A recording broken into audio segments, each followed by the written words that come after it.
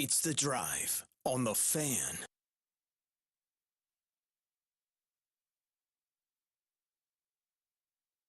Live from the Finlay Hyundai Studios is a Monday edition of The Drive on the Fan Sports Network. Thanks for being with us today, as it is no Double D today. He's down in Las Vegas watching his son play in the golf tournament for SUU, as they are still in the tournament circuit. So he's down there enjoying some golf, and it'll be Paul Ratliff, Tara Atkin with you this morning, taking you through the program. We got 2 hours jam-packed full of content ready to come at you. And I don't think there's any better place to start today than Utah Tech. I mean, if you are a Trailblazer, it is a great time to be alive as a Trailblazer nation. As, man, what a weekend it was for both the basketball team and the baseball team. We're going to get into both here shortly, but the opening segment today brought to you by Game Day Men's Health. This month, they're offering 50% off P-Shots as part of their sexual performance package, helping men feel ready, confident, and in control. No pills, no awkward conversations, just results. Book your appointment today at Game Day Men's Health and enjoy the night without worrying about it. Game Day Men's Health. Reclaim your game, 435-265-4223. And wanted to start on the hardwood, as, man, what a game we had on Saturday night. I was doing the production on this game back in the Finlay Hyundai Studios. Tara was out at the Burns Arena. I finally got to go. Yes, it was so great. Taking in the action from you were sitting by Juice Holt's parents, right? I was, yeah. It was senior night, and I had the pleasure of sitting next to them, and it was incredible. We were losing our minds.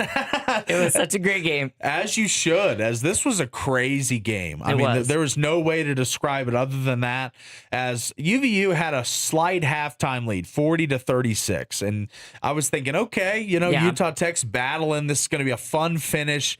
But I thought it would end in regulation. I thought there would be a winner in regulation. I was leaning more towards UVU the way the game was playing out. Right. Holcomb was having a great game. Weatherspoon, some of the good players on the Wolverines. Yeah. But Hendricks was out.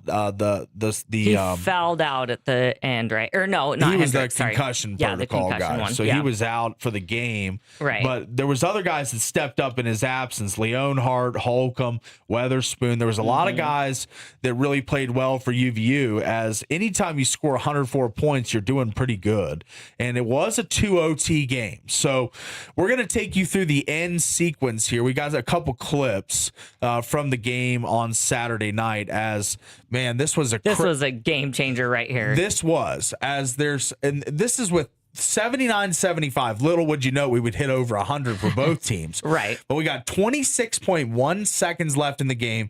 UVU up 79-75, and this is what happens next. Chance Trujillo. Chance the hero. Trujillo. Yeah, That's right. Yeah. He tried to put on his cape one more time for Utah Tech, and little did we know this game would be a lot longer than the 26.1 left on the clock here. But this is one of the biggest plays in regulation by the hero, Chance Trujillo. Utah, just time of possession. Take care of it. Trujillo with a steal and a three. Got it! Oh, baby! Oh, wow! Got an oh, baby! Oh, wow! Baby. From Rod We were Zundel all there. saying that, yeah. I bet, as that was the biggest play of regulation by far, and it would push the game to overtime. So that cut it to a 1-point game. UVU would then make 2 free throws. Utah Tech would hit a 3. Yep. So now we fast forward. Now it's 102-98. There's in second overtime. This is 8.2 seconds in the second overtime, down by 4, with the opportunity to try and needle your way back into this game one more time. Yeah. And Juice Holt this time chimes in with a big shot. Juice Holt, 3 ball. Yes, sir. Juice Holt with 4.3 left. yeah. A lot of yes, sirs. A lot of oh, babies. I mean, there was a lot of big shots made down the stretch by Utah Tech, but they do ultimately fall. So, like, all this optimism, all this good news. Yeah. But ultimately, they do lose in the game, 104-101. Yeah. And they finish the season 18-14, 11-7 in the WAC. So, let's go through a couple things. 18 wins. is the highest win total in the Division I era for Utah Tech basketball. Right. 11-7, their best finish in the WAC in the Division I era in Utah Tech basketball history. And now the 3 seed in the WAC tournament, which is the ultimate prize. The regular season, great. It's a 1-bid conference, though, and the winner comes from the tournament champion. So even though UVU went 27-4, 14-4 in the WAC during the regular season, that doesn't mean anything. And I'm here to tell you that is the winner of this tournament. It doesn't matter if UVU went 24-7 and we're the regular season champions, because this is a 1-bid conference. Right. It's going to come down to WAC Vegas. And the winner is always the tournament champion. Who goes? So that's going to be who goes. So now Utah Tech, they have a chip in a chair, as Devin likes to say. They have a chance. They have an opportunity. So let's walk through, as that did conclude the regular season for anybody that was a little behind things with Utah Tech basketball. The regular season has concluded. So they are 18-14, 11-7 in the WAC, and they have cemented their positioning for the WAC tournament and the highest seeding ever for the program, the 3 seed in the WAC tournament. And I think we have the bracket. If we could throw that up on the YouTube stream, it's really, I think it's down a ways in the bookmarks, but I'm going to look at it now as well, because this is going to be really kind of important for everyone to realize, as the WAC tournament bracket is the game. Man, I'm trying to find it. Sorry, Tara. It is going to be kind of wide open, just say the least, as it's been looking like Utah Tech, SUU might have a collision course, but now they will not, as I just found it. Sorry. The Wednesday game is the 6-7 matchup between Abilene Christian and Tarleton State. That'll be 8:30 p.m. Mountain Time on ESPN Plus. That's the 6-7 matchup between 2 of the teams. I think that's the Big 12. Yeah. I just bookmarked it. My bad. The WAC tournaments will start with the 6-7 matchup between Abilene Christian and Tarleton State. The winner of that game will play Utah Tech on Thursday at 9:30 p.m. Pacific Standard Time, so 8:30 p.m. Mountain Time. So the winner of Abilene Tarleton will play Utah Tech 9:30 Pacific Time. And then on the other side of the bracket, SUU will play the win, or Utah Valley will play the winner of SUU and the 4 seed, which I'm trying to figure out. This bracket doesn't look complete. No, it's not. It doesn't. Okay. It looks like it's from the WAC, but it's not. All right. So all I know is that Utah Tech plays at 8:30 on Thursday night. Yeah. That's the game we're going to all have circled. It's going to be the winner of the Tarleton State Abilene Christian game, and it will be for all the marbles, realistically, when you talk about the season. The season all comes down to Thursday night. Whether anybody wants to say anything about UVU and the regular season title and 24-7 and undefeated at home, you can throw all that out when you get to the Orleans Arena, because realistically, it's 3 days to glory. You win 3 games in 3 days. You are going to the NCAA tournament for the first time ever for this school. I know they've done it in the D2 era, but this is different. This is March Madness. This is the big dance. This is Survive in Advance. This is all the things that people talk about in March. And now another accolade that drops through, as you told me this morning. Right, yeah. The head man for the Utah Tech Trailblazers, Coach John Judkins, wins the 2026 WAC Coach of the Year. How about that? Hats off, Coach Judkins. Yes. That is an awesome achievement, and finished dead last year. 7 wins overall. Had to play in the play-in game just to make it to WAC Vegas. Right, yeah. Then lost to UVU in the first round once they got there. This, I can tell you, is a vastly different team. This is a team that has the opportunity to go the distance and win the WAC tournament. It's all about the shooting in these tournaments, shooting hot and rebounding the ball. And this team has really good shooters. Noah Belonga, Juice Holt, Chance Trujillo, just so many guys. Tanner Davis can hit a 3. Oh, yeah. Brenton Barrett off the bench can hit some threes. Best. Yeah, he was 2 for 2 from the 3. So Brenton Barrett on Saturday, right? yes, yeah. So they're good.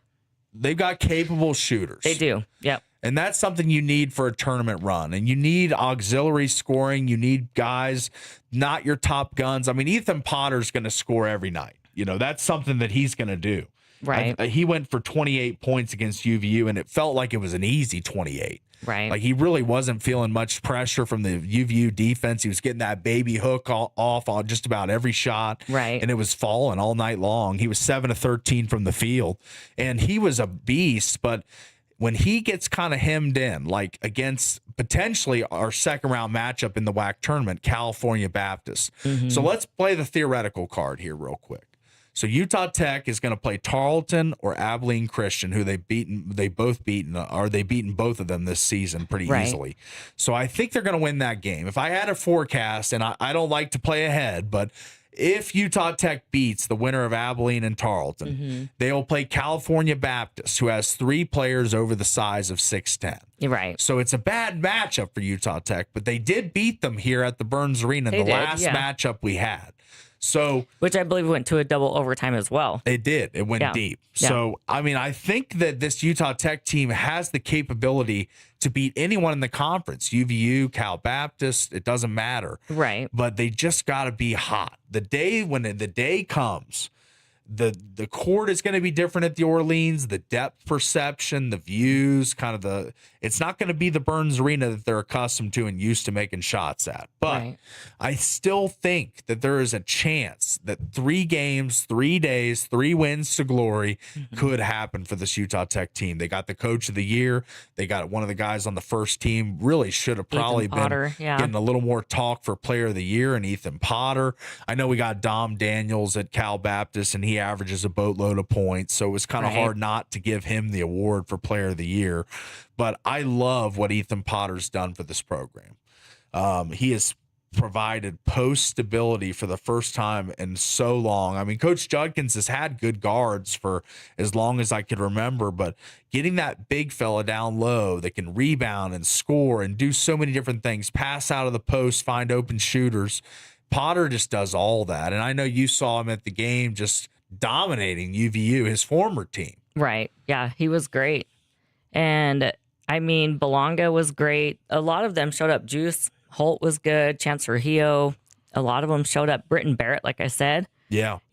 Made some clutch threes, came in, and Davis off the bench. They've got a pretty good team. I know. I've got good faith in them. I feel like that. And Domingos didn't ever play. Yeah. So, and I'm hoping they're just resting him for the tournament, because you could tell by the second overtime our guys were pretty gassed. Yeah. But they had played the entire game. So never really had much time off. And hopefully we've got Domingos back. He's I call him the 6'7" linebacker. Yeah. but he brings another element to the team as well, kind of helping so that Potter isn't double teamed and opens it up a little bit. Yeah, that's right. I mean, so Potter played 39 minutes. 39 minutes, yeah. He was off the court for 1 minute. For that's 1 minute.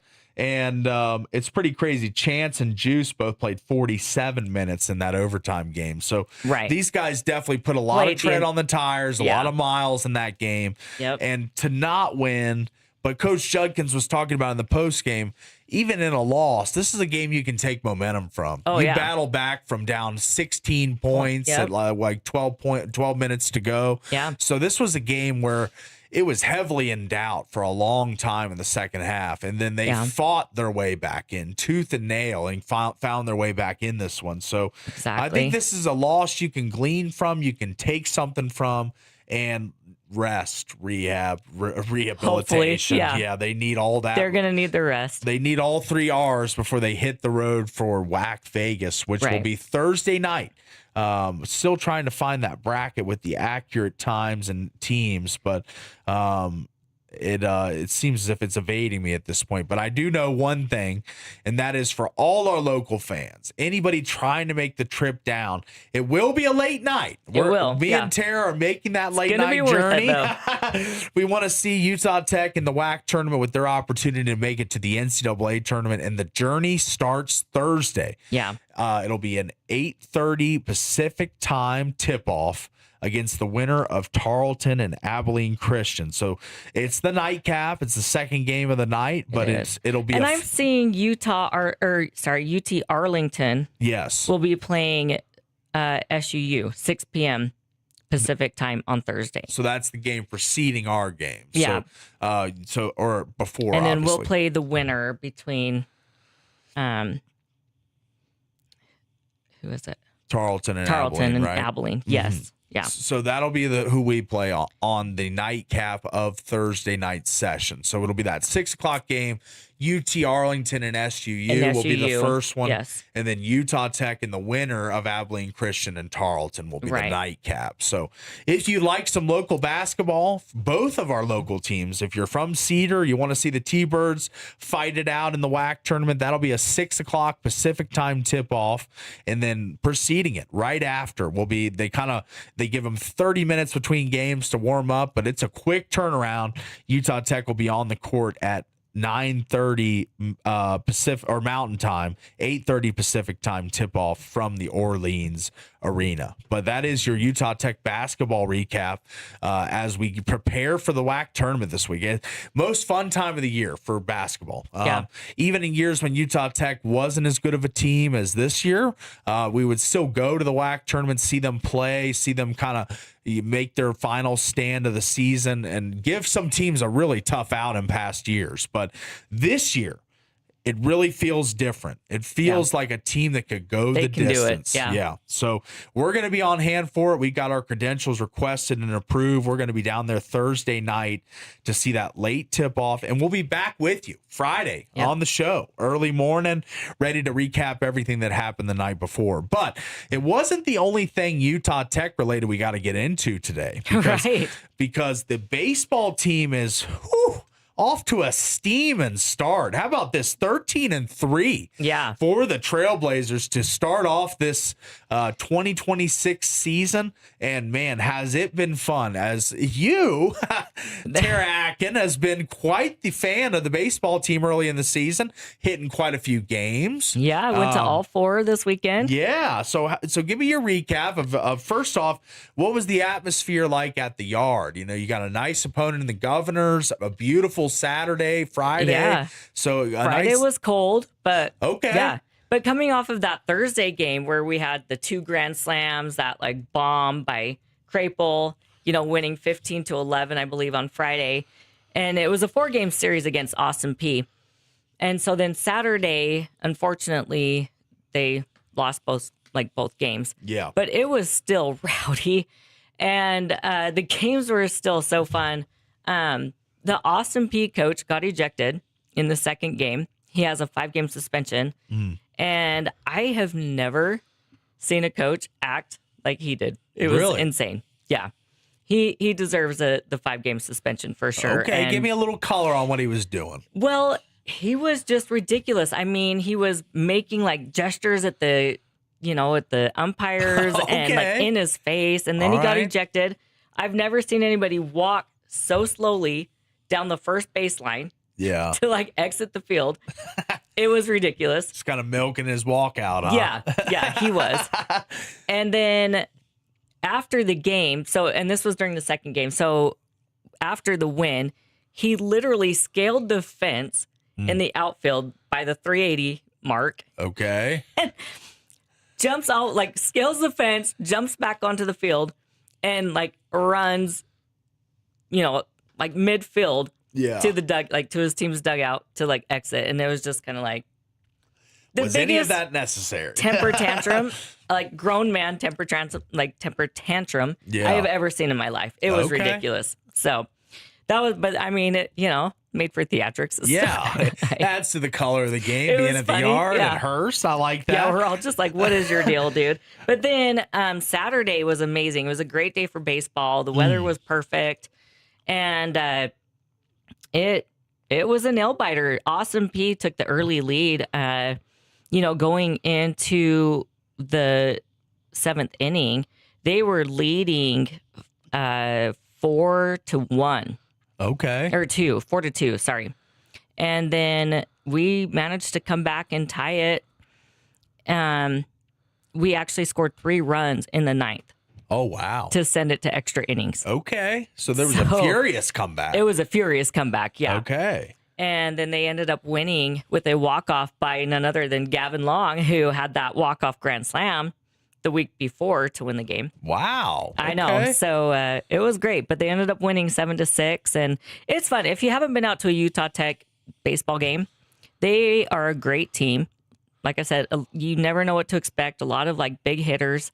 You've got, Kyle McDaniel, who we had on the show. Yeah. Mm-hmm. You've got great Gavin guest. Long. We've got Case. There's a lot of just big hitters. Like Ryan Krapel can hit the long ball. Yeah. So you just never know. Dig the long ball, right? Yeah. You never know what's going to happen. And and it's exciting to watch them play, and they fight. And they're very well coached.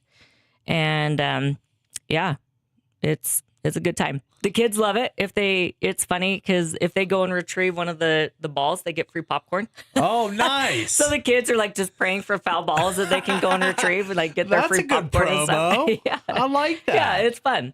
So everyone should check it out. And they're a great team this year. Okay. So a lot of talent. Anybody who wants to get out to the yard, this is an opportunity to see a 13-3 baseball team that's 6-2 at home. So most of the time you're going to go home happy, and the next couple games are going to be on the road. No, I think we play BYU on Tuesday, don't we? It's at BYU. Oh, it's at Miller Park. So it'll be in Provo, and then a 3-game set at Santa Clara, March 13th through the 15th. But then, how about this? A home date at Brucehurst Field, Tuesday, March 17th, against none other than the BYU Cougars.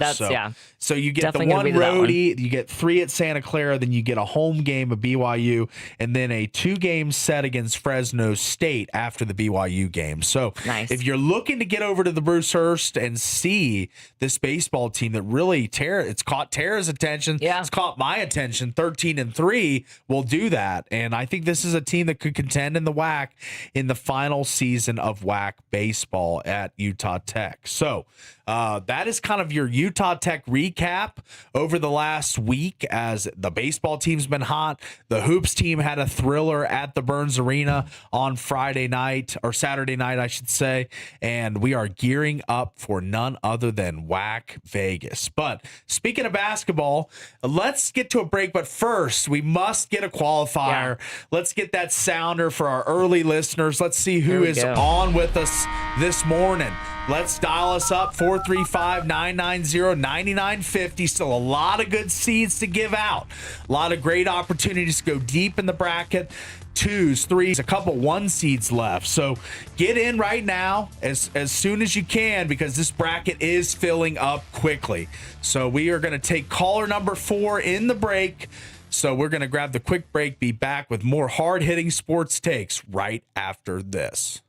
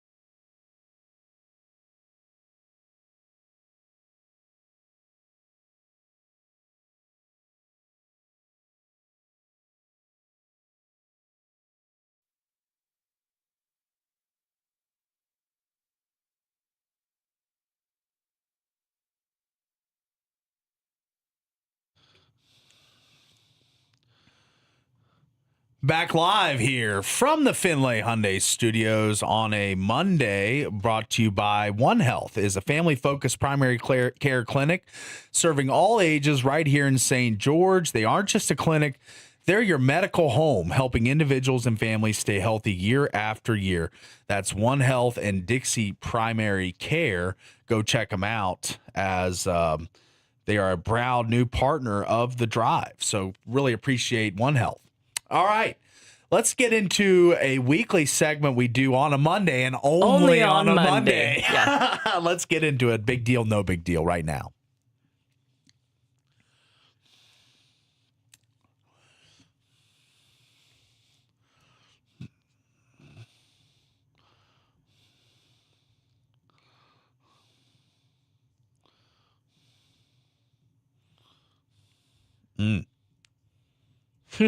I'm a big deal. Okay. All right, here we go. All right. Let's go. We got the questions. Tara's got them. Let's get going on this. As no double D today, but we'll bring the gusto.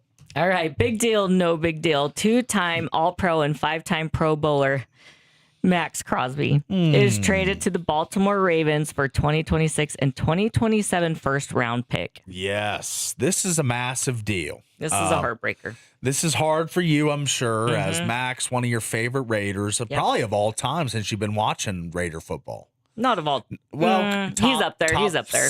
He's top 7? 5. Yeah. Okay, top 5. Yeah.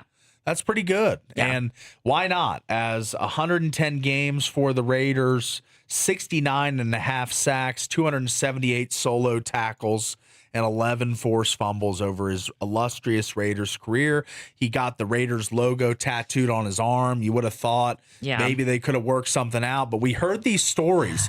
Jay Glazer was saying late in the season after they quote unquote shut him down that he was very, very upset, almost irate with the franchise. So this was kind of the writing on the wall. You kind of knew this was going to happen. We were just wondering who and when. Yeah. And it is the Baltimore Ravens, who they are looking to make a championship push. They've got a Lamar Jackson-led team that hasn't really broken through yet. The defense has been good and bad throughout the Lamar era. Last year, okay. They don't even make the playoffs, though. Right. So now they add a legitimate superstar defensive player. They do. To Yeah. a team that used to have superstar defensive players all the time. Ray Lewis, Ed Reed, just to name a few. Khalil Mack. Yeah, Khalil Mack, yeah. Yeah. So this is just a crazy trade in the NFL. I mean, I didn't think that Crosby would move on. I thought the Condor would be playing for the Raiders for his entire career. But this makes sense for the Raiders. They get 2 first-round picks in exchange for Max. That was kind of the big talking point about the trade was what was the compensation going to be? Could a 28-year-old edge rusher garner 2 first-round picks? Well, hell yeah, absolutely they do.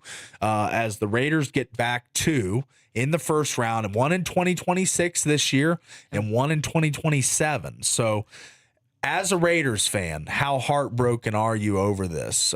Is this one that you'll kind of shake off, or is this one that kind of stings a little bit? No, this stings, and I don't like it. Yeah. And like you had made the comment that, well, why wouldn't they trade him and get, build the team and stuff around Mendoza? And it's like, well, they kind of did that with Khalil Mack too, and it's not like we got better. Yeah. We traded away like one of the best defense players of all time. He'll probably be a Hall of Famer. He is a Hall of Famer, yeah, for sure. So, and I think Max Crosby's the same thing. I just don't see it getting better. Like, yeah, we've got to build around Mendoza, but... So you don't prescribe to the theory that you have to tear down to build up? No. Well, you don't get rid of your best defensive player to build. Well, that's tearing down. Getting, but it still didn't work with Khalil Mack. It And looking didn't like work the with Khalil Cowboys Mack. getting rid of like Parsons, that I worked know. real well for him too. Yeah. So it's the same thing. Like, it's not going to work out. Now, here's the positives, though. 2 first-round picks, which you could turn into the next Max Crosby, potentially. Who knows? You've got the highest amount of cap space in the NFL for free agency. So now that Max Crosby's contract is offloaded to the Raiders, or the Ravens, I should say. The Ravens, yeah. Yeah. But that is a massive deal. Anytime 2 first-round picks go for anybody, that's a big trade. So Max Crosby, the 5-time Pro Bowler, 2-time second team All-Pro, is now a part of the flock. He's with the Ravens. He's going to be the leader of that team. The Ravens desperately needed a defensive superstar. They've got Roquan Smith, but he's a middle linebacker. They needed somebody that other teams feared, that had to game plan for, and they get it with Max Crosby. I think it's a big deal. Tara's a little heartbroken. She thinks it's a big deal. Yeah. So we both agree a on big deal to this me. one. Yeah. I mean, I think it's a big deal to Raiders Nation, because whether you like it or not, there is a massive influx of picks. So like you got 2 top of the draft picks. So the Raiders haven't really drafted well over the last 10 years, though. So why give up a sure thing? Why give up a bird in hand for 2 in the bush, as some would say? You know. So we'll see if the draft picks pan out. They've got one coming up this year. The Ravens 2026 first round now is a Raiders owned pick. So they're going to go ahead and try and rebuild the team in a massive way this season. They've got some stars. They got Genty. They got Brock Bowers. They're presumably going to take Mendoza with the number 1 pick. So I feel like the offense is taking a step up, you know? Right. But the defense, now trading away your best player in a true havoc big wreaker, step down. They took a huge step back. You are right. So I think we both agree this is a big deal. Let's go to the next one. All right, big deal, no big deal. BYU ends their losing streak and defeats the number 10 Texas Tech at home behind a raucous senior night crowd. Cougs win 82-76. Yeah, this was a big deal as well. BYU, losers of 9 of 13, finally get off the schneid here, and this was fun to see. Schneid. Yeah, it was fun to see. Rob Wright led the scores with 27. DeBonza didn't have to do everything for once, and I know he still had a great game. He had, let's check, I didn't see his final. He had 21, and he played all 40 minutes. Like, that's another thing. The Peterson-DeBonza debate, I think that's done. I was saying Peterson for a little bit because he's a 6'6" scoring guard that just can score at will. Yeah. Like, he's a pure scorer. If you need points, you need offense in the NBA, draft Peterson. But I can't get behind him. DeBonza will play all 40 minutes. He'll give you 20 plus every night, 8-9 rebounds, a couple steals, some blocks. He fills up the stat sheet, but he didn't have to do it all. It was Rob Wright leading the scores with 27, and they got good contributions from some other players. Kennard Davis Jr., 16 points on 6 of 12 shooting for him. That is a revelation. Keita dropped in 9. Kostic's dropped in 5. And that's all it takes. You just need a little bit of sprinkle of scoring from the other guys. Everybody, yeah. Because Rob Wright and DeBonza are going to do their thing just about every night. Right. So you just need some of these other guys to jump in and provide some depth scoring. Right. And BYU can beat the number 10 team in the country at home at the Marriott Center, where the court was rushed and the students were going wild, as it, for once, in the last 3 weeks, hasn't felt pretty good and hasn't felt good in Cougar Land. No. But this was a feel good kind of, it got the vibes up heading into the Big 12 tournament as BYU, as we did have the Big 12 tournament bracket. That's the one I found earlier that I made you pull up by accident. But now is a good time for us to pull that up, as BYU's path to the championship game is not as bad as I would have expected, as they are the number 10 seed in the Big 12 tournament. Their first round matchup will be against one of the worst teams in the country, Kansas State. So they should win, and that is on Wednesday at, I believe, if I can read this, 6 p.m. 6 Central p.m. Time. Central Time. Okay. So now, if they win that game in the second round, West Virginia is waiting for them, and their season is over. Even though they have a higher seed, they played a little better in conference play than BYU. BYU's late collapse really did them in as far as getting a good seed in the Big 12 tournament. But they do have a nice path. West Virginia is pretty much defeated. They're playing for nothing. The only way they can go to the NCAA tournament is if they win the entire Big 12 tournament. So I don't think they're going to play with much of a punch. So I think BYU beats Kansas State, beats West Virginia, and then waiting for them in the quarterfinals is none other than the Houston Cougars, who BYU has never beaten since they joined the Big 12. So will it be the time that Devonza, Rob Wright just have a amazing run for 4 days? You win 4 games in 4 days. You are the Big 12 tournament champions, and you probably move up from a 6-7 seed up to like maybe a 4 seed if you win this thing. So there's the path for the BYU Cougars. It's through Kansas State, it's through West Virginia, then it's through Houston, and then the winner of the Kansas TCU game will be waiting for them in the semifinals. That's the path.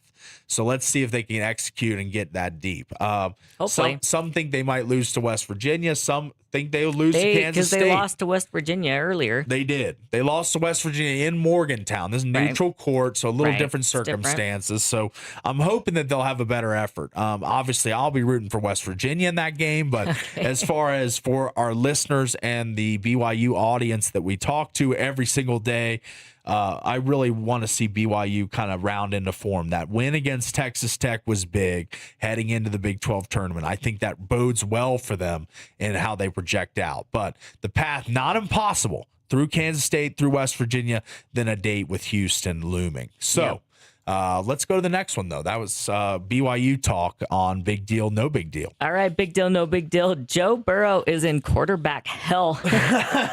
He has to face elite pass rushers Myles Garrett, TJ Watt, and now Max Crosby 2 times a year now. Burrow, already an injury-prone player, now faces a new set of obstacles. And a big one in my Crosby. Yeah, is this bigger deal or smaller deal? Him and Jessica Alba, 44-year-old Jessica Alba and Joe Burrow spotted at a Vegas casino. It's a big deal. I mean, I think most men would really love to have Jessica Alba on the sideline to kiss your boo-boos better. I mean, the Alba thing, big deal, and the pass rusher thing, big deal. So let's get into the pass rusher thing first. As Myles Garrett just set the sack record, TJ Watt has been an all-pro and a player of the year, and now Max Crosby is with the Ravens, who've been a defensive franchise for a long time, and now they got their defensive star. So yes, Burrow has had season-ending injury after season-ending injury. This does not bode well for him. No. He's going to be under pressure a lot. I think that the Cincinnati Bengals in the upcoming draft and free agency need to invest in O-line depth. Exactly. Yes. Yeah. You are tracking right with me because they need this. They need to protect him. Yeah. He's already been hurt enough. So, their season undone this year because he was hurt for a large part of the season. Comes back late. They make a little run, but it's too late. Yeah. So now with 3 of the best pass rushers in the NFL playing them all 2 times a year, I say pray for Burrow. Pray for Burrow. Hashtag pray for Burrow. And Jessica Alba might, at least she'll be kissing the boo-boos, not some rando. I think he was dating some influencer or something before this. Yeah.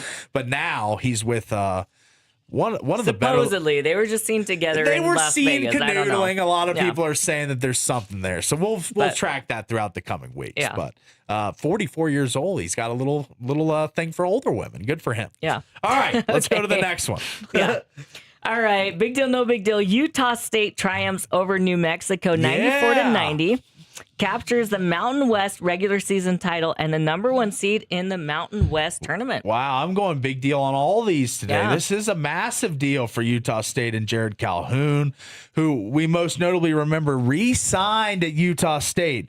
And I will give him a golf clap for that because so many coaches, Odom, Smith, Ryan Sprinkle, or Danny Sprinkle, I should say, so many coaches just went for greener pastures. And Calhoun had offers. He could have gone. Yeah. He could have gone to a pick of his schools after that last year tournament run and great season for Utah State. But instead, he decides to build on it and come back. Continuity. He's got a lot of his superstars back, Falslev, Templin, just to name a few. Right. And they win 94-90, like you said, over New Mexico, who was a very good team in the Mountain West, 13-7, finished 3rd.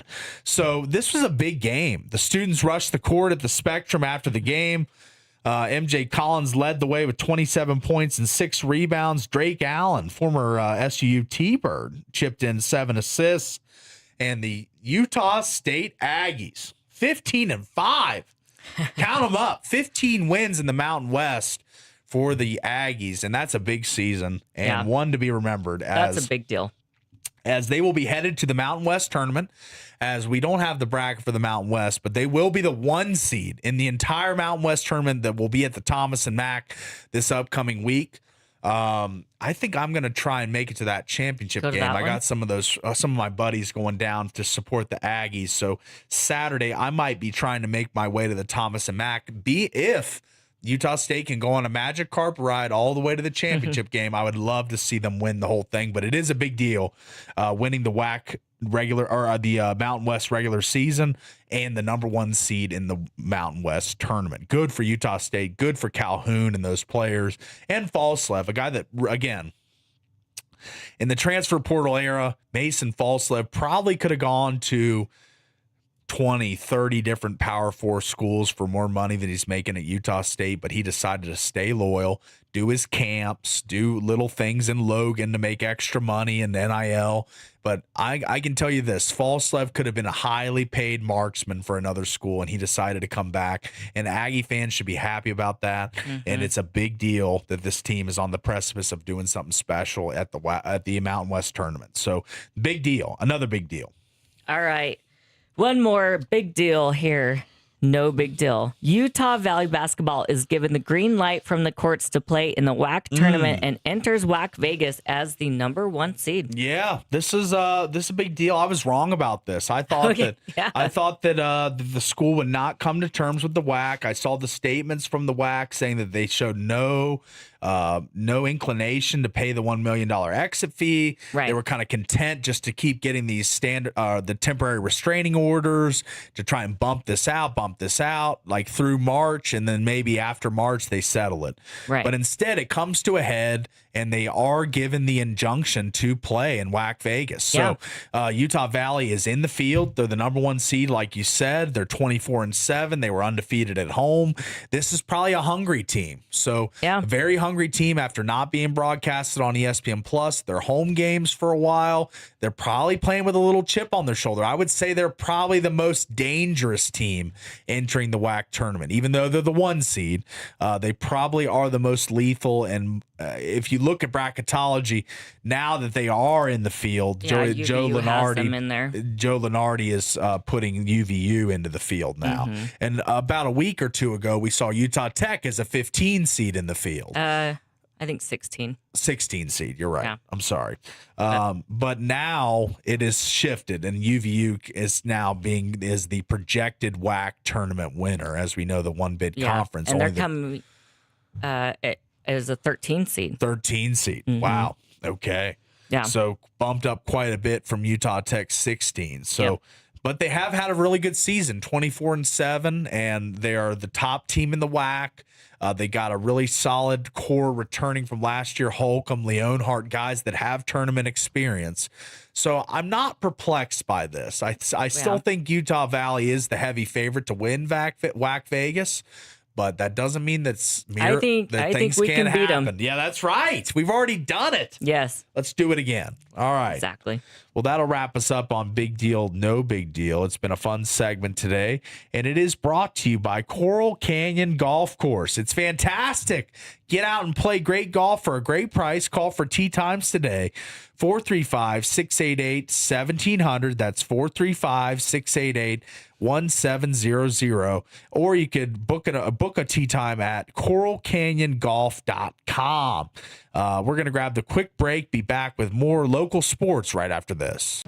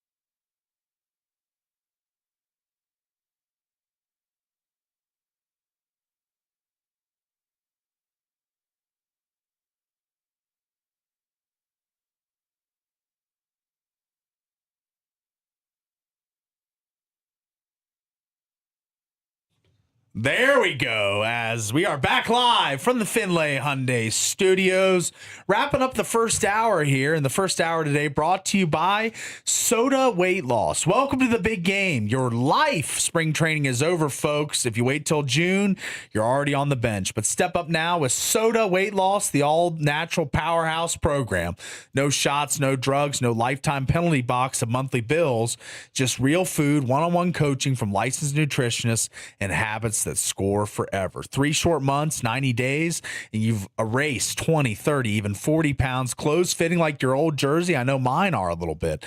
Energy exploding like a game-winning touchdown. Stairs, no sweat. Pharma wants you on the bench paying every month forever. Soda, you train hard, win big, then walk off the field healthy, confident, and with cash left for that vacation. And here's your MVP deal. Join now and your partner joins free. 2 transformations, 1 ticket price, double the team power. Don't get sacked by summer cover-ups. Call Soda today, 866-800-SOTA, or hit sodaweightloss.com. Your champion season starts right now. Soda Weight Loss. Join us for a short time to have results that last a lifetime. All right, Let's get into it here, as we have had quite the docket of things to talk about today. But that last big deal, no big deal, really had my mind churning. Okay. I want to open this up to the listeners. Text us on the text line 435-990-9950. Your childhood, your adulthood, it doesn't matter. When did you really experience a trade in sports that hurt you, that stung, that really kind of made you say, why did we get rid of him? Yeah. You know, and I can go to my first one, and this one was emotional trauma indeed, because there's a lot of players that you grow close to as a fan. You watch these guys.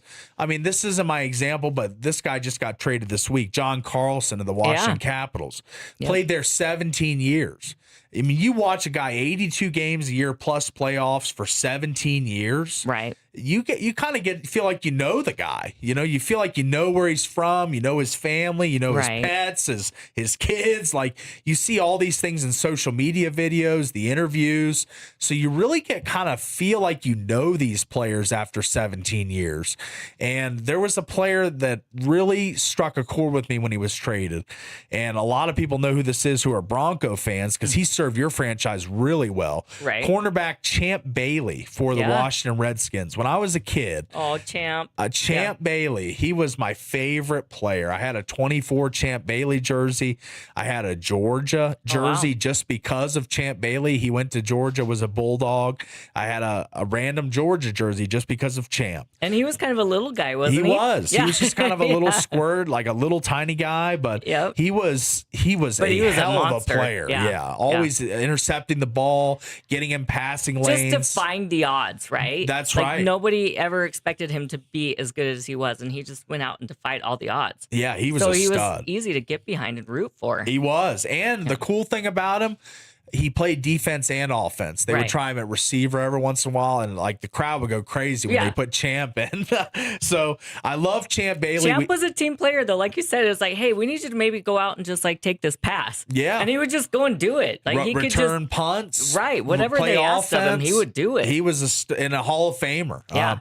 Champ Bailey he either is or is going to be a Hall of Famer. So one of the best cornerbacks of all time. And the trade at the time was for Clinton Portis, a very good running back for the Denver Broncos. So that was a trade that stung me, and I feel like a lot of Raiders fans feeling that sting that I felt. Right now, we are. You know, because you mentioned Mac. That was a trade that went wrong. Obviously, we didn't learn our lesson with that. That's right. So now Max is gone. And now Max is gone. And for 2 first-round picks, I don't remember the haul for Mac. I feel like it was a similar, a ton of picks. They were just covered in picks, a package. But it was crazy. I mean, Champ Bailey, a 12-time Pro Bowler, 5-time first-team All-Pro, member of the 2000s All-Decade team. I mean, this guy's going to be a Hall of Famer. He has not been up for induction. Oh, no, he is. 2019 Hall of Famer. I'm sorry. He was the first year of eligibility. He got in. So good for Champ. Yep. Wish he could have served out his time with the Redskins, but for another day. All right, we're going to take the break and be back with the second hour right after this.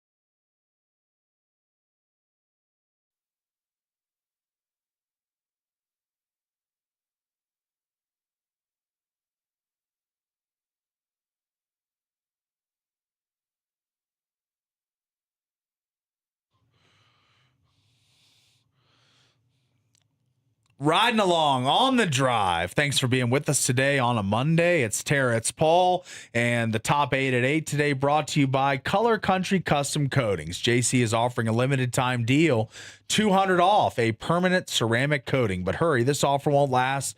Call JC today at 678-283-8124. Color Country Custom Coatings. Protect your vehicle with the ultimate finish. Let's get into it.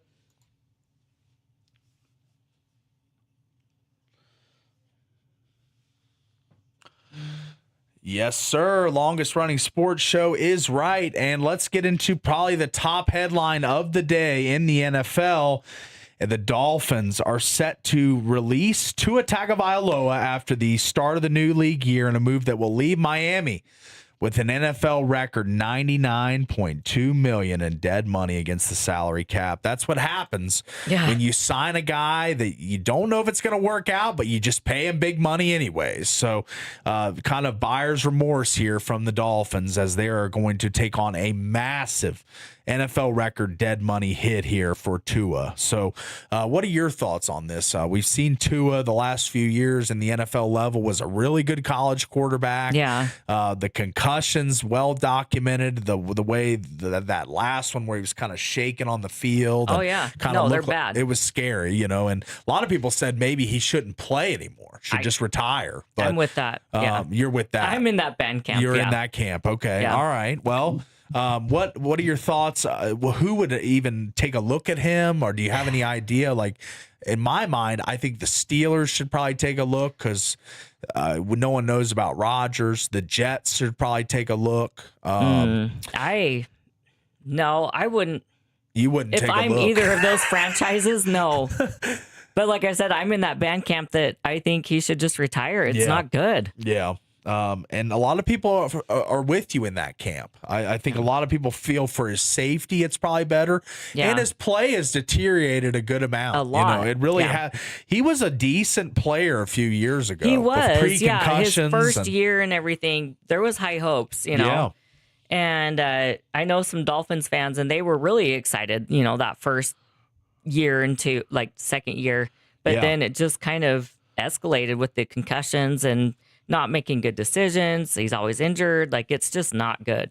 So yeah, the move ended Tua's 6 seasons in Miami. Only 1 year into his franchise record extension, he signed in 2024. So kind of a gaffe here by the front office. I mean, there's no way to slice it other than that. Is that you paid the wrong guy? Yeah. That's just really what it comes down to. Well, you just didn't protect he might have been the right guy because he was a great quarterback, but you didn't protect him, and now you've got injuries and major, brain injuries that I don't know that you ever recover from. So, that's right. It's a scary situation for his health, and that's why a lot of people thought it was probably just after that last one, which I kind of alluded to earlier, where he's kind of shaking and his hands were making that weird, kind of clawish cramping, thing.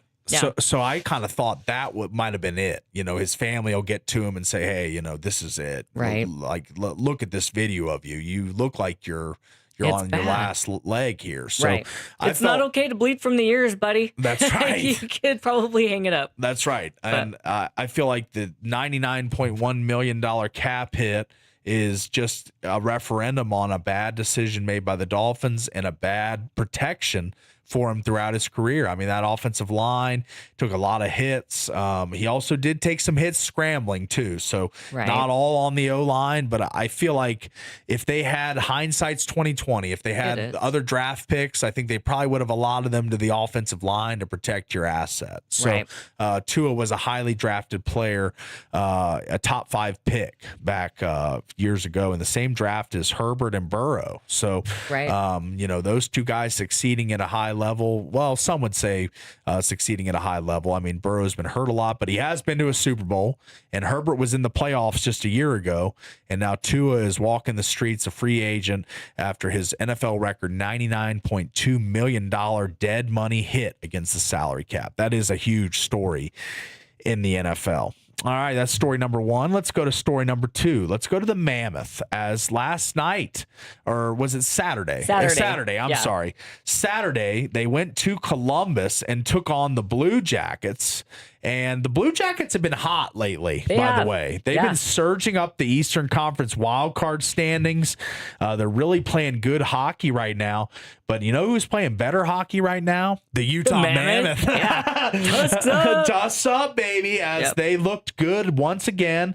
They got out to, this was kind of a back and forth game throughout a large part of it. But Logan Cooley was the star. And this injury that took him out, that hitting the knee on the post, it was devastating. It had him out for that entire stretch, all the way into the Olympic freeze. But he comes out of the freeze, and we go to his second game back, and he scores a shorthanded goal. And now he's starting to get into form, round into form again, get his legs back under him. He had 2 goals, and none more important than this one to give the Mammoth the big Wasatch walk-off win. From the corner to himself, tipped it along for Marino. Marino sets it up high. Clayton Keller now has a lane. Keller to the net, pass across, and they score.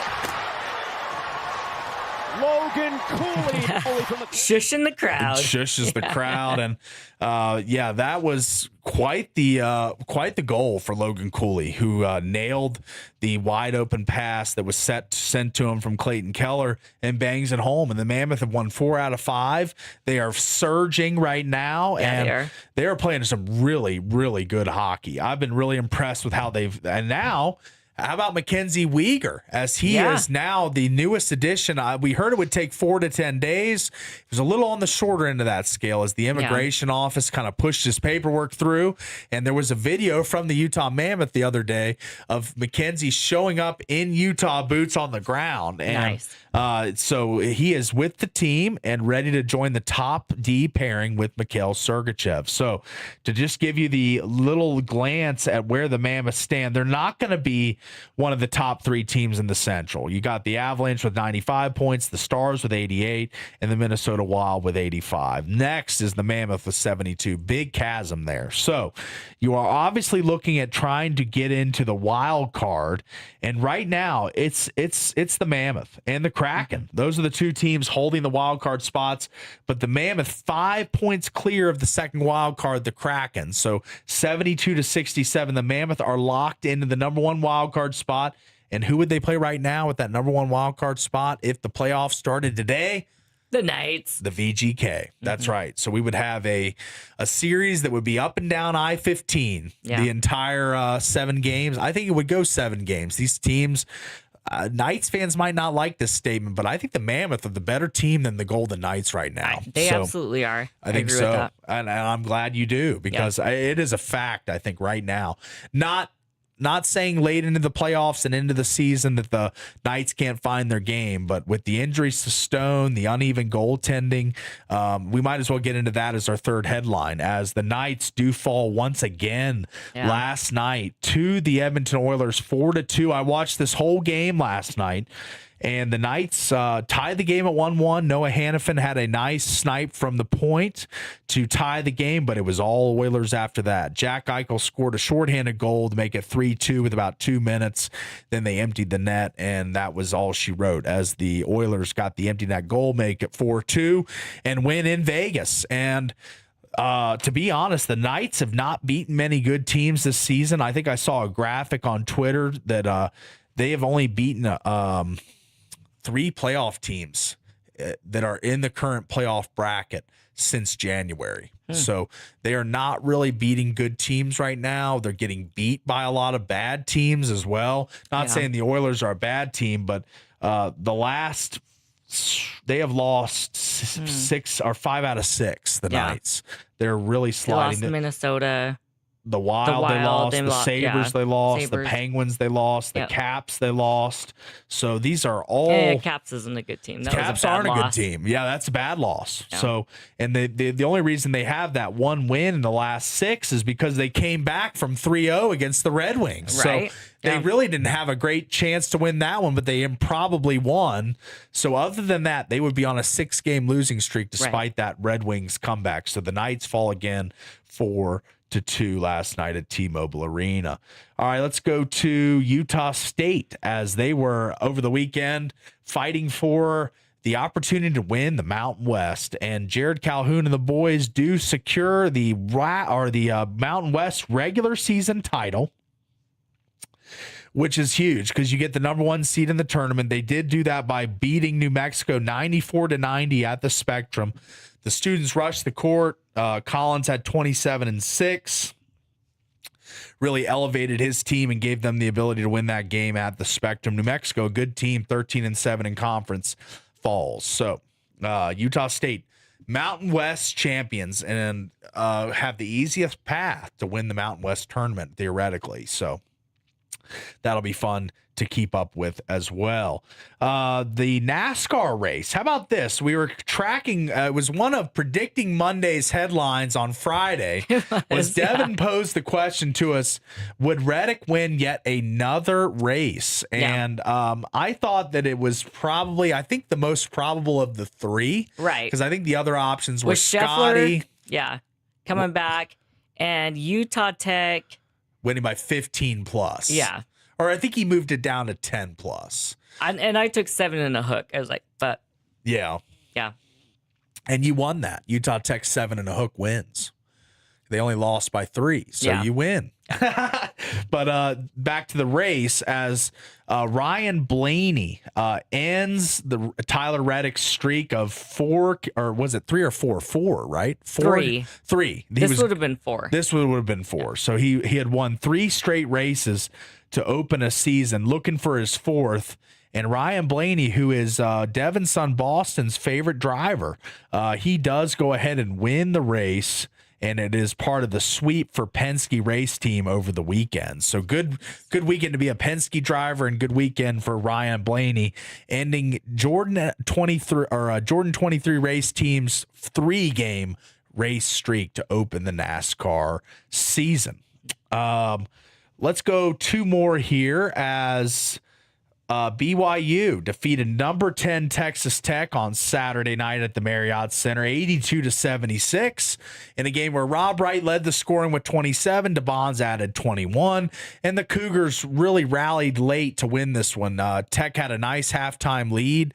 BYU chipped away, and then finally found their way in the front, and then they played lockdown defense for Kevin Young and the fans there at the later stretches of that one to hold off Texas Tech to win 82-76. And our last headline of the day, this was a crazy game.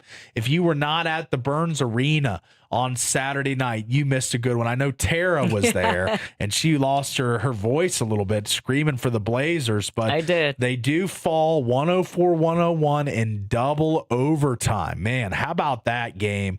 If you were at the Burns, text in, tell us how the environment was, 435-990-9950. It was the best game of the year to be at if you were a fan of the Blazers. Ethan Potter led the way, 28 points, 10 rebounds. A lot of guys chipped in, though. This was a group effort. It was. As Chance Trujillo added 18, Juson Holt added 16, Noah Belong added 14 off the bench. You had 4 Blazers in double figures, and this is going to be quite the fun team to watch as we set up the WAC tournament now. We talked about this in the first segment of the show for any of our listeners joining us in the second hour.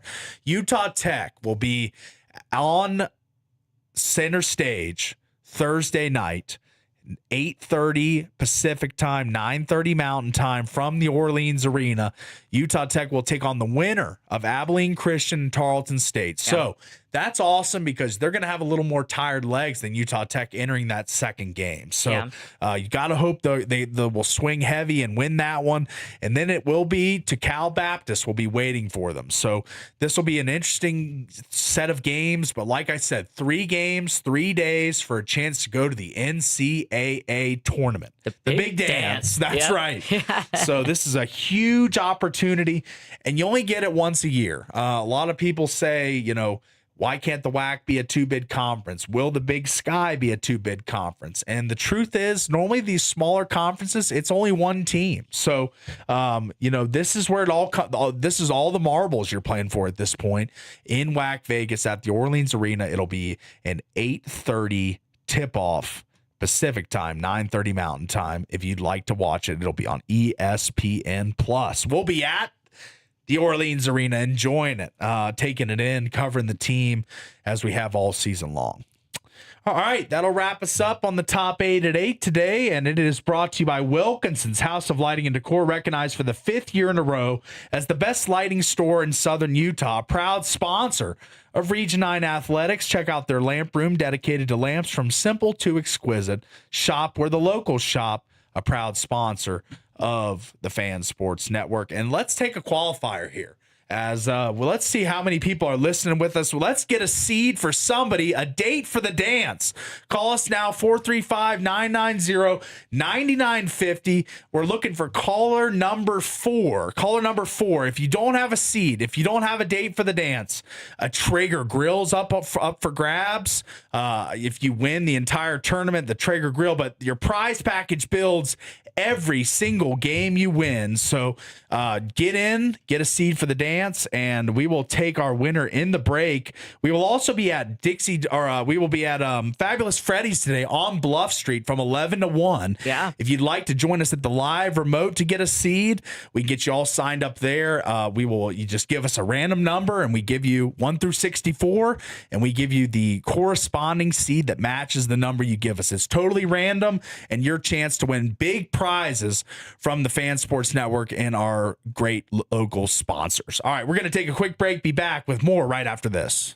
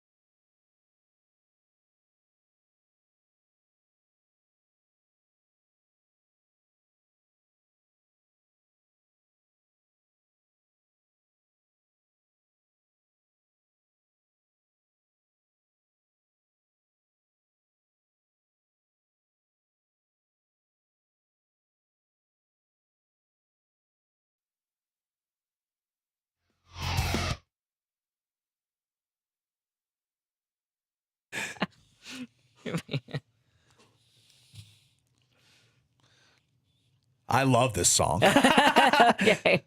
I could tell as soon as it played. Yeah. Every once in a while, you hit a huge grand slam, buddy. I mean, I'm not saying you don't Every hit home time. runs all the time. I'm just saying a grand slam Oh, this grand time. slam, yeah. Grand slam, yeah. Okay, So that appreciate grand that. slam in this segment brought to you today by One Health. They're in St. George. Family care is more than checkups and charts. It's about connection. Meet Dr. Carl Turner, board certified in family medicine, known for his compassion, expertise, and maybe even a few balloon animals for the kids. How about Now that? we're talking. That's pretty Yeah. cool. Imagine going to the doctor and getting a nice little balloon. I would take dog one or even as an something. adult. I'm like, give me something cool. That's right. You would Yeah. take one, and I Yeah. probably would take one too. Go see Dr. Carl Turner over at One Health in St. George. All right. We are approaching April, which means draft season, frankly. Just got out of the combine and That's right. You were Yep. seeing you were watching more combine than me. I didn't watch Yeah. a ton of combine. I saw some of the highlights and the Sonny Styles talk and all the combine freak talk that we heard about. But Right. I think it's time post combine that we do our top 3 draft prospects, not for our team, just our favorite draft prospects in the entire NFL draft. So I will start with my first one. okay. And this is a guy that I wouldn't mind if my team drafted, but this is just my favorite prospect in the entire draft. So I played defensive line in high school. I've always been fascinated with the line, the edge rushers, the guys that create pressure on the most important position in the sport, the quarterback. So I think in the NFL now, you need pass rush because quarterbacks now are just so good. They can just pick you apart if you have time. Right. So you need guys making it hectic on the quarterback. And I think there's no one better than 2025 All-American Mr. David Bailey, Texas Tech edge rusher. He ran a 4.5 40. He stands at over 6'3", 315 pounds. He had 14 and a half sacks last year. Wow. So this is a guy that produced on the field. He produced at the combine. Right. He produced in the college football playoff when Texas Tech was in there. Okay. I really like David Bailey. I think he's going to make a team really happy for picking him because I think he's a great athlete for his size. 4.5 40, that is amazing at over 300 pounds. Like that is booking it down That is that fast. line. Yeah. And he can rush with speed. He can bull rush. He can do a lot of different things as a pass rusher. I really like David Bailey. He is probably going to be picked in the top 7-ish, top 6. If I had a need on the edge, I would take him as early as 2 or 3. I think he is that good.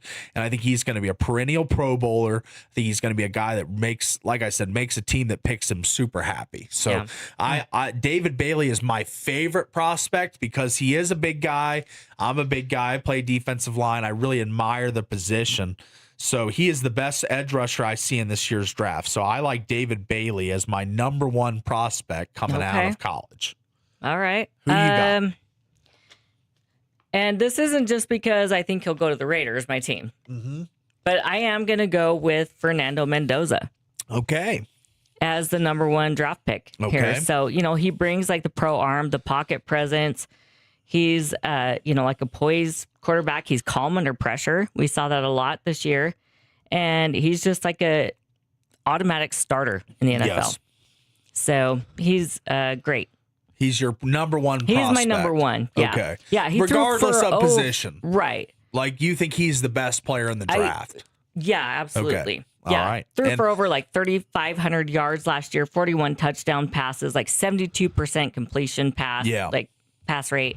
So, yeah, I think he's absolutely going to be the number 1 draft pick overall. Okay, so you think he's 1-1 or 1 overall, whatever. Yeah. You think he's the best player out there. I do. And I'm more of a defensive guy, so all 3 of my guys, just to pull the curtain back, are on defense. On defense. So I just enjoyed the play on defense better. I think this is a more of a defensive player draft, but I think at the most important premium position, Right. getting a guy that good, that tall, pro style, big arm, really smart between the helmet and the ears. So I really like that one. I couldn't go Mendoza because I like some other players better, and I'll get it. He is not. I'll pull the curtain back again. He is not a part of my 3 players. So I like some other guys more. I'll just say that. But to be honest, like I said, I think he'll go number 1 to the Raiders. Yeah. But then after that, the Raiders, like especially after the Max Crosby trade, they need some defensive players. So, But the quarterback is the number 1 position, so right. They've got to get Mendoza. If you've got the first overall pick, right, you most likely, most teams are taking a quarterback. So in most years, and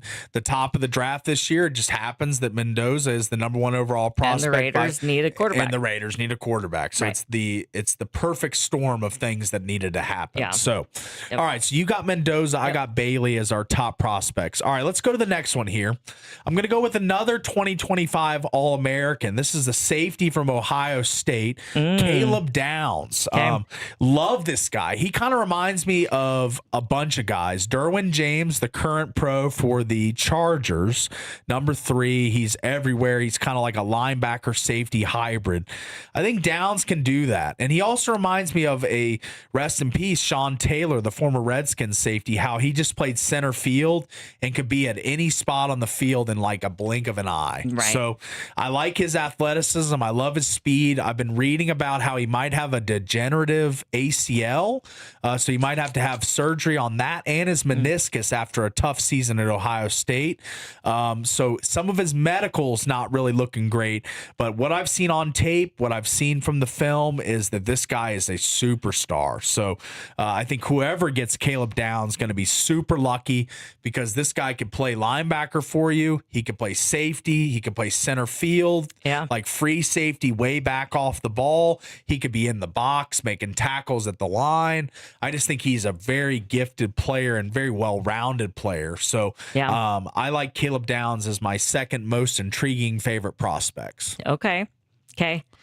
I am going to go for my second pick, Sonny Styles. The Combine darling. Yeah. And to be honest, I didn't really see much from him until the Combine. Yeah. But he's kind of a hybrid, safety linebacker. Yeah. And so he's kind of like a defensive dream for teams, right? Yeah. So around 6'4", he's, got a lot of speed and movement. He's got the long arms, everything that they're looking for. You could play him in the box against the run, like drop him into coverage. Yeah. Anything like, again, a defensive dream for teams and stuff. For a defensive coordinator, right? Yeah. Yep. And Sonny, he was first team All-American. This year, named first team All-American. And he had, let me pull up his stats here, 46 solo tackles, which is insane, right? Yeah. Like a sack, forced fumble, 1 interception. And his college career, though, 142 solo tackles. Okay. I like that. Which is insane. I've also got his combine numbers here. 6'5", 245 pounds is the height and weight. He had an 11-foot 2-inch broad jump. That's 4th all time for the position at linebacker. He had a 43.5-inch vertical jump. That's 1st all time in the history of the combine for linebackers. Right. And then he had a 4.47 40-yard dash at 245 pounds. This guy's a freak of nature. That's why I'm saying he's kind of a hybrid. You could play him at safety. Yes, you could. He's fast. He's fast as hell. And he's a tackling machine. So, he could be a linebacker. You could put him in at safety. He's amazing. He could fit in a number of different spots. Different roles. Yeah. It's kind of like a Swiss Army knife in that regard. Right. My favorite thing about him is the Godfather thing. Is his nickname? Sonny's not his real name. No, it's not. So he got the nickname Sonny from his temper, like Sonny in the Godfather. I love that. It wasn't the Godfather. Yeah, it was the Godfather. It was the Godfather. Okay. Yeah. So Sonny Styles is Tara's second prospect. Yeah. So far, Fernando Mendoza, Sonny Styles, David Bailey, Caleb Downs. Let's go to our last one here as we're going to round out our 3 favorite prospects in the NFL draft. And mine's going to be another Ohio State guy. So you've named you named Sonny Styles. I named Caleb Downs. Now this will be our 3rd Ohio State guy in our only 6 prospects. So good for Ohio State pumping them out this year. But I'm going to go with Mr. Arvell Reese. I really like this guy. I think that he is going to be kind of like a Ray Lewis, like a guy that could really do the outside edge rushing, and he could also make form tackles at middle linebacker. I think this is a guy that could go either way, but he's probably going to be used more than as an edge rusher. I'm seeing some film of him and dipping the shoulder, the spin move, the drive move, the bull rush. He's got a litany of different moves. David Bailey is the most advanced pass rusher. He had 14.5 sacks. I think Arvell Reese is still finding his way as a pro, and I think he is going to get better as time goes on. Again, kind of like Styles, a physical freak, ran under a 4.5 40 at 4.49.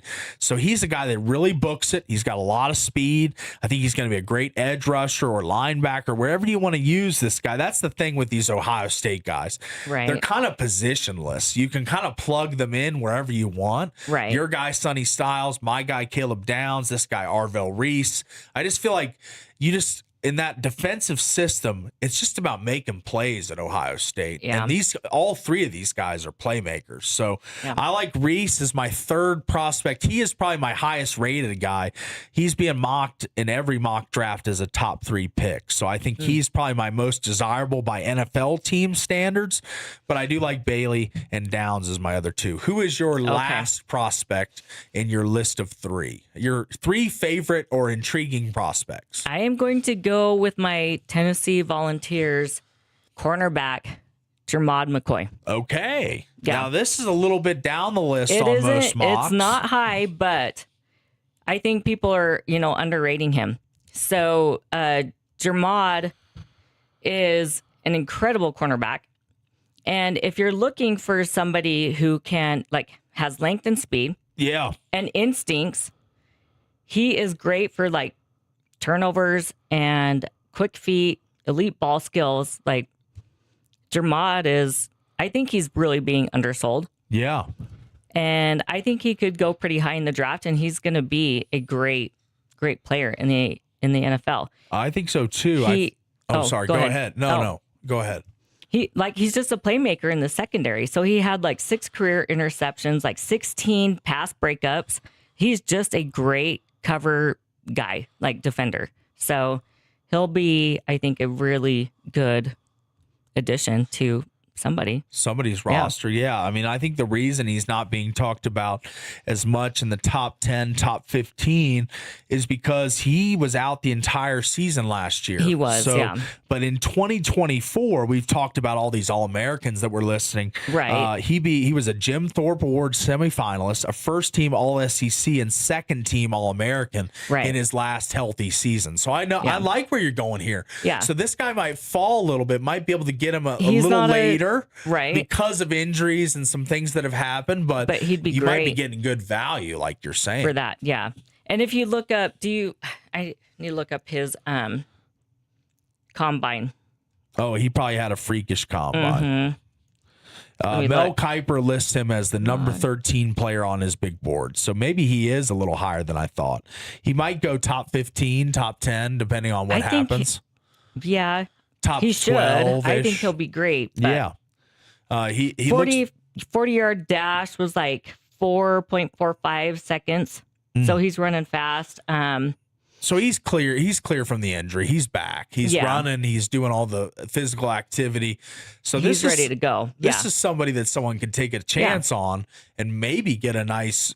It's kind of a boom or bust proposition a little bit. Because you're coming off an injury. There's a little uncertainty about how you're going to recover from that injury, like all athletes. But I think the tape is there. And I said, after the injury, he's running a mid 4.4 speed. Yeah, he's still fast. So I think he's recouped and ready to go. So we both have a guy. So there's been word about Downs' medical, having a degenerative ACL or meniscus. Yeah. And now your boy, McCoy, is coming off an ACL tear. Right. So, but we both have an injured guy or a guy that sustained a previous injury on our list of 3 top prospects. So that I'm willing to gamble on, right? I like a little gamble. Yeah, I love a little gamble. It's a gamble. So, you got to gamble every once in a while. So Jermod McCoy, Fernando Mendoza, and Sonny Styles make up Tara's his 3 most intriguing or her top prospects. And mine are going to be David Bailey, Caleb Downs, and Arvell Reese. Those are my 3. So we both kind of tackled our favorite 3 draft prospects, where we think, some of the guys that are going to be highly picked. Let's be honest. I mean, these are top prospects, but maybe not. David Bailey's not going to go top 5. Caleb Downs isn't going to go top 5. Arvell Reese will. Yeah. But your 2 guys, Sonny will probably go. Sonny probably top 5, top 6. 5. Mendoza top number 1. But Jermod, but first or second round. He's still going to be. He'll be first round. He'll definitely be a first rounder, but he might be a late first rounder potentially. Maybe he's diamond in the rough kind of deal for some team. I think so. For sure. That's why I'm throwing it out there. I like that. I like my diamonds in the rough. Just like Drake May, buddy. Exactly. You hit on that one. I did. All right, we're gonna hit on some more sports topics right after a quick break. But this segment today is brought to you by none other than Wilkinson's House of Lighting and Decor, recognized for being the best lighting store in Southern Utah for the 5th year in a row. Go visit them at Wilkinson's House of Lighting and Decor. Light it up with Wilkinson's. We're going to grab the quick break. Be back right after this.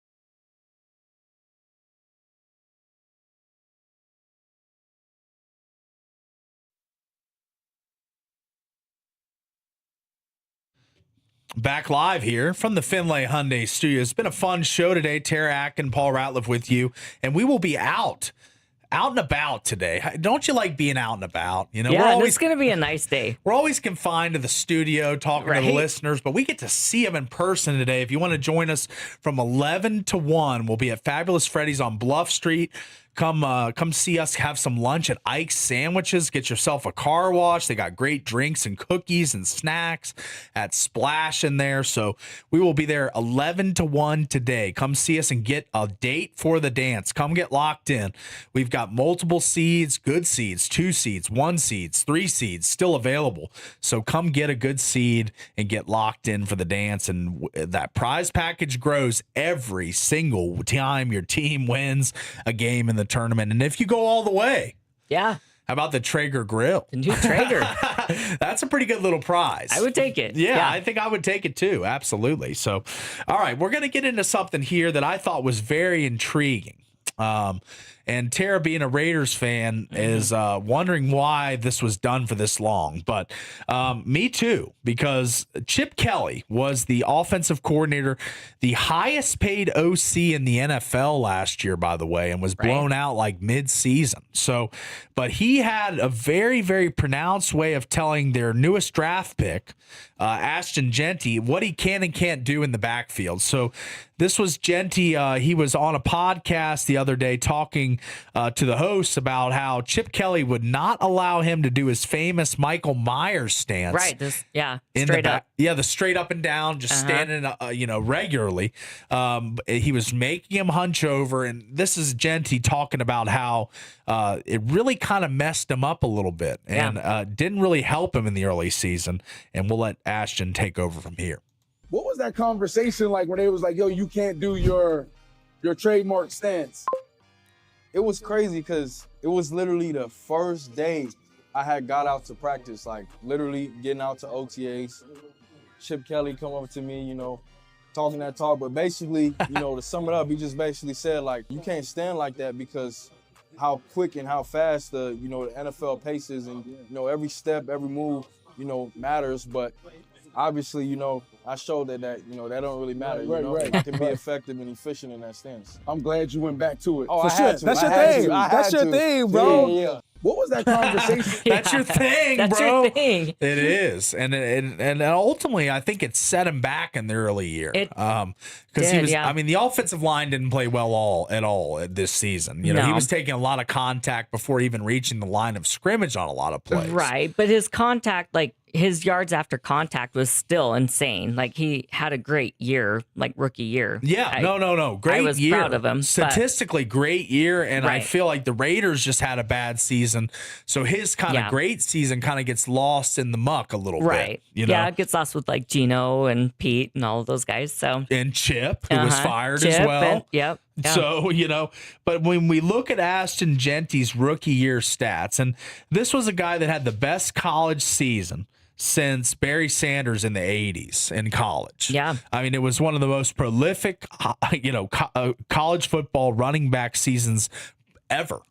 Yeah. So the season last year, 266 carries, which was 7th in the league. Right. So he was given a lot of opportunity for the most part. The Raiders were running the football. Right. 266 carries, 975 yards, which was good for 18th in the league as far as rushing yards go. Right. So rushing 18th, I think that some people may have expected a little more in that regard. Maybe over 1,000, like 1,200, somewhere in there. But the offensive line, I can't hammer on them enough. They were bad last year. He would have absolutely had more than that.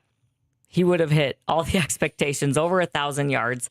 Probably would have had like 1,200 yards. Yeah. Like you said, if the O-line was a little bit better. And Powers because Johnson most, got he hurt. had, 975 yards, and most of those were after contact. It was. And a lot of the contact coming at the line of scrimmage early in the play, not allowing him to get ahead of steam. Exactly. But as a receiver, I want to bring him up a little bit here as I dragged him down with that rushing statistic. But 55 catches. I think that was an underrated part of his game. I think a lot of people didn't know that he was as as accomplished of a receiver out of the backfield as he is. Right. Because we didn't see a ton of him catching screen passes at Boise State. No. We didn't really see that. No. So this was kind of something different. 346 yards and 5 touchdowns for him catching the football. Yeah. So 10 total touchdowns, over 1,000 total yards, about 1,250 total yards. Right. I think that's a great year one. I think, Absolutely. and this stance thing clearly messed him up a little bit. It did, yeah. Because he was doing the bent over stance until midway in the season. Right. And then Chip finally, while he's still there, lets him do it. And then shortly after he's fired. But throughout the stretch run, he was doing his Michael Myers stance and he was killing it. Yeah. His best games came late in the year. So I think that this is a guy that we got to hold out hope for. We got to keep the faith with. Oh, I definitely have faith with him. And as a coach, you know, there is like a standard, right? That most people, that's what you should do, right? Yeah. So he wanted the, you know, bent over stance. Like he didn't like him doing the Michael Myers and stuff. But they're like, that's what makes the best coaches is they realize that maybe this athlete, like that's just what works for them. And not every athlete fits every mold. Yeah. And so sometimes you have to kind of just take a step back and be like, okay, this is just this dude. Yeah. That's what works for him. He can make it go, and, you know, changing it is just going to bring him down. That's right. And so you have to let him just be him. And that's, you know, that's just Genty. He likes that straight up and down, that Michael Myers, and he explodes from that. He has so much speed and power. He doesn't have to be in that bent over, like, power position to get the speed and power. So to generate the speed like most running backs do, kind of in the bent over, hands on the knees, or hands, we call it the, you know, the power position. Yeah, you know, the squat almost. You know, kind of getting that little squat, getting some leg power going. Right. But Genty just does it in the upright position. You know, he's just straight up and down. You know, no bend, no curve. It's just kind of his deal. Right. And like, I think that is a great point by you. Is good coaches and great coaches, more great coaches do this, but they adapt to their system. They adapt their system to the player they have, not the other way around. Yeah. They don't force fit a square peg into a round hole with a player. They instead work their system around the player to epitomize his strengths. Yeah. To bring out what he's good at. Exactly. And I think Genty in this Michael Myers stance, whether Chip Kelly liked it or not, it was the most effective way to run Genty, you know? And I think that the stats show later in the season when he's allowed to do his stance, his numbers are better. We're back up. And even if it's just a psychological thing, even if he gets no power from the upright stance, if he's likes still it powerful better, and fast. That's right. If he likes it and he's more comfortable with it, you should just let him roll it out. Right. So I just really didn't like the way that Chip Kelly was trying to force feed his kind of system into a top 5 draft pick who you just invested a ton in. Let him be the horse that he is. Let him run. You know, let him be a colt out there, not a show pony. He's a colt. He's a guy that can get out and run like a thoroughbred. So you don't want to just him in this guy and not allow his creativity with the football in his hands to be at full display. So and to be fair, you know, 90% of, you know, your running backs and stuff do better from like a power position stance, like to start, but that's just not and like you said, like a good coach, like that's fine. You can try to fit them into that mold, but the great coaches are the ones that realize that, okay, this isn't his stance and lets him, you know, do what he does. Yeah. To make him the most effective running back he can be, you know? Whether it's the 90% that fit into that I'd say power it's position even less than 90. I think it's like 4% of running backs. I mean, it's a copycat thing. We're starting to see high schoolers do the Michael Myers. We're starting to see more college players do the Michael Myers. But previously, I mean, most of your running backs and stuff start in a lower position. Yes. Oh, no. To take the ball.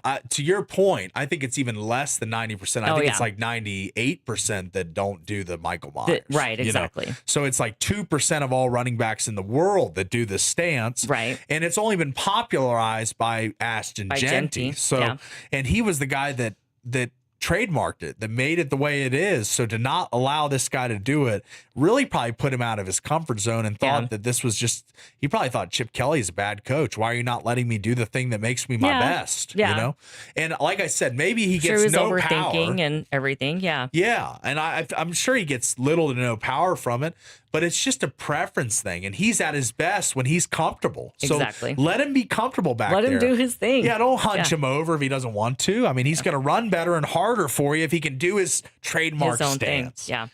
All right. Well, we've ranted and raved about that enough. So, all right, let's transition into what we're watching tonight as we are winding down the time in the show, about 4 minutes left. So, quite a few games on tonight. College basketball, the conference tournaments are ramping up. We got a full slate in the NHL, NBA.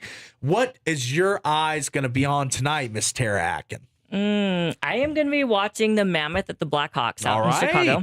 Look at that. So, yeah, We that agree. will be one thing I'll be watching for sure. All right. Trying to think. I don't know if there's any other It's basically basketball or it's small conferences today. Yeah, I'll give you some of the previews of the games. It is, well, actually, you've got the WCC at the Orleans Arena. They're the team that is in the or the conference before the WAC that invades the Orleans. Okay. So tonight you've got Oregon State taking on Gonzaga in the semifinals of the WCC. Yeah, I might be watching that one. Okay. And you got Santa Clara and St. Mary's. Santa Clara, who played Utah Tech this season, is in the semifinals against St. Mary's. So those are the two games in the conference tournament world that you could watch tonight. Those are Gonzaga, at 7 and 9:30 tip off. So maybe the 7 o'clock Gonzaga game. Yep. She's in. I will be watching that one. All right. I like Along that. with the Mammoth at 6:30. That's right. I'll be I'll in have on the double screen. I'll be in on the Mammoth. They need another win, keep the hot roll going.